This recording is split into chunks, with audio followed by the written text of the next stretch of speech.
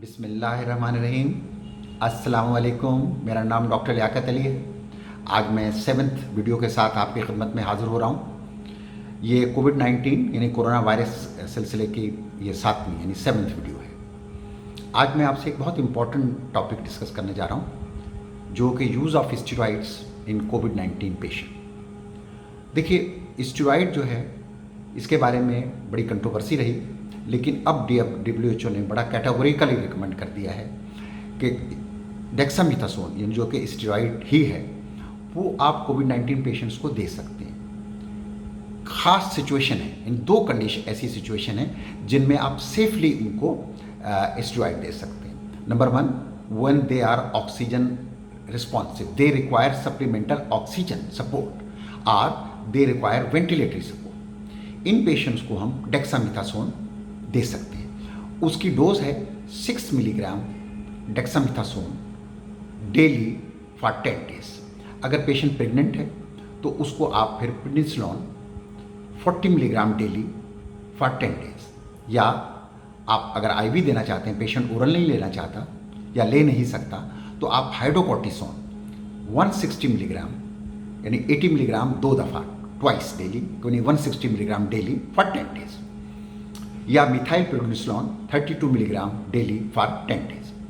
आप ये स्टेरॉइड दे सकते हैं, लेकिन ख़ास 2 रीज़न की वजह से। अगर पेशेंट को ऑक्सीजन सप्लीमेंट की ज़रूरत है या फिर वो वेंटिलेटर। लेकिन जो दूसरे कोविड-19 के पेशेंट हैं जिनमें ये 2 सिचुएशन नहीं है, तो उनके लिए WHO की रिकमेंड है कि आप उनको स्टेरॉइड नहीं दें, उसका कोई बेनिफिट नहीं है। तो इसलिए only this 2 situation will require dexamethasone.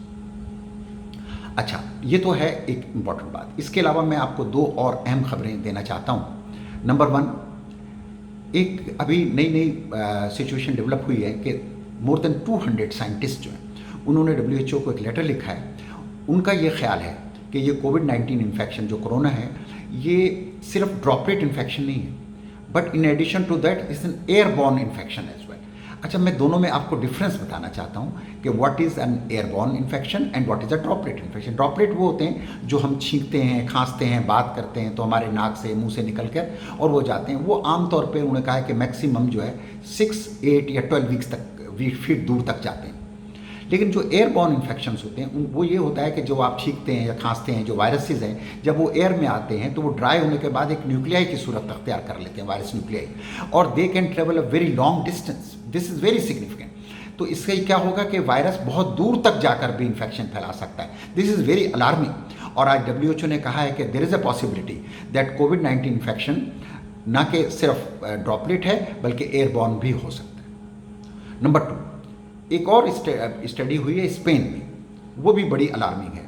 उन लोगों ने एक सर्वे किया कि कोविड-19 के पेशेंट्स का जिनको पहले हो चुका, उनमें एंटीबॉडीज़ मौजूद थी। फिर 6 to 8 वीक के बाद, कुछ अरसे के बाद, जब वो दोबारा एंटीबॉडी टेस्ट किया गया तो एंटीबॉडी या तो कम हो गई या डिसअपियर हो गई। This is also very alarming news.